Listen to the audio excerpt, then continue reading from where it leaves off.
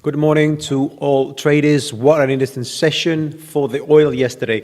It hit a November 2018 high at 62.50 and currently trades at 62.80, just hours ahead of the stocks report. Now, WTI rose on the back of signs that US shale production is slowing, and it is likely to slow even further in the coming months. Now, hedge funds, money managers and institutions expanded their bets with millions of new contracts.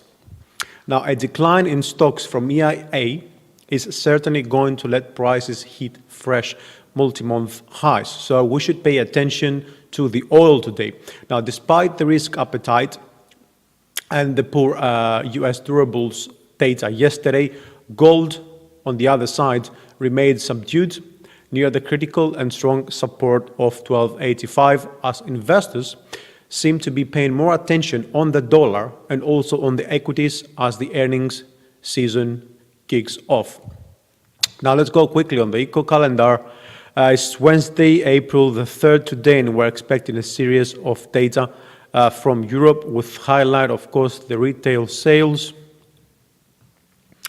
In the US, markets look forward for the ADP non-farm employment change to get earlier signs than Friday, because we have the NFP coming up very soon, and also the ISM non-manufacturing PMI, and of course the widely anticipated weekly oil stocks report.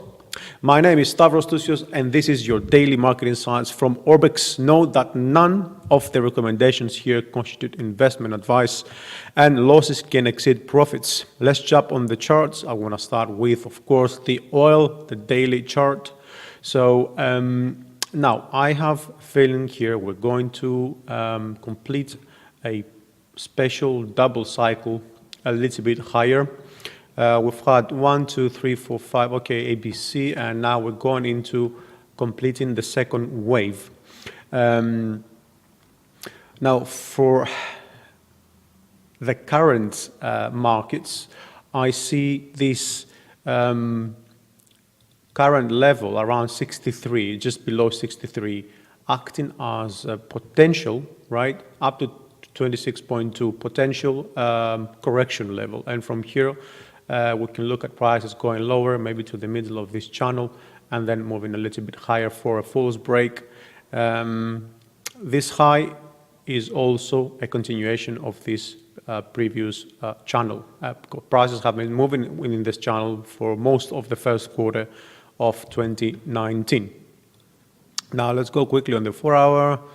On the 4-hour, I am curious to see whether we are going to get the rejection here. Okay, that would be a little bit overextended for a second wave, but nevertheless, it's very possible. I would be looking at prices at moving a little bit lower to have a last wave to the upside, and then we'll start looking for sales over around what is this? Around 65.50, 66. Now, on the RSI and MACD, we don't receive any signals apart these sort of weak bearish divergence. So that is why I'm expecting the correction here and then in continuation. Now, the thing is to notice on the RSI and MACD, as long as there's no opposite signs, then there is likely to be a continuation of the trend. Okay? Good. Now on the gold, we talked about gold, we debated about gold, and gold has moved lower as we expected. Okay, we are now sitting near a very critical support level, 1280, 1285. What's happening from here? Are we going to see the ABC correction finishing down 1220 or a little bit higher, maybe 1260? We don't know yet, but from here, what I'm expecting to see is that this moving as an impulse wave to the downside. With this first correction, maybe around 1300, which is also psychological level. If that doesn't happen, we may see prices going all the way up to retest this descending trend line. And this could be possible considering that we are seeing a bullish divergence on the MACD histogram. Okay?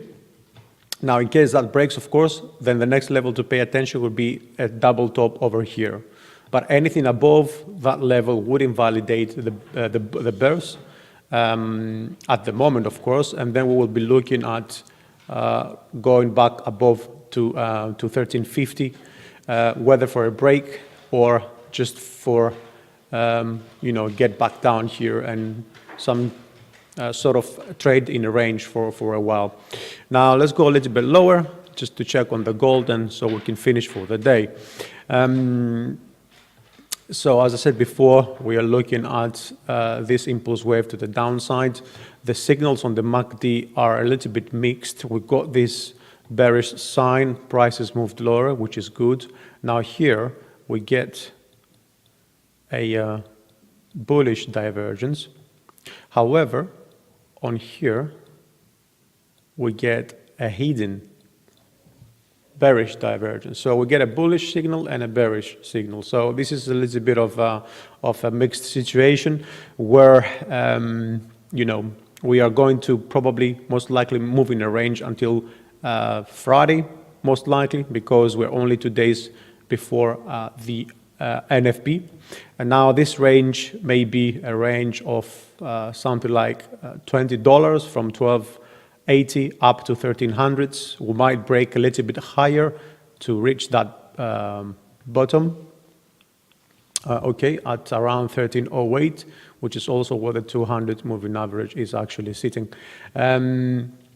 So no further clues for the gold from me, and I will be looking, as I mentioned, to move outside this short tight range to see whether prices are going for the short to medium term are going to go higher or lower. Now it might be a little bit harder to break this strong support level for the next 2 days because we are not, investors are not going to have any signs on the NFP before this. We do get the ADP report, of course, ahead, but with all these divergences that we have seen between the NFP and the ADP over the past few months, I wouldn't really, hold my breath, just, wait for the NFP. So thank you very much for being with us today, yet again. If you like our video, hit the like button. I would recommend that you keep an eye on our blog as we cover the latest news, publish trading ideas, and provide all the necessary tools a trader needs, serving you responsibly.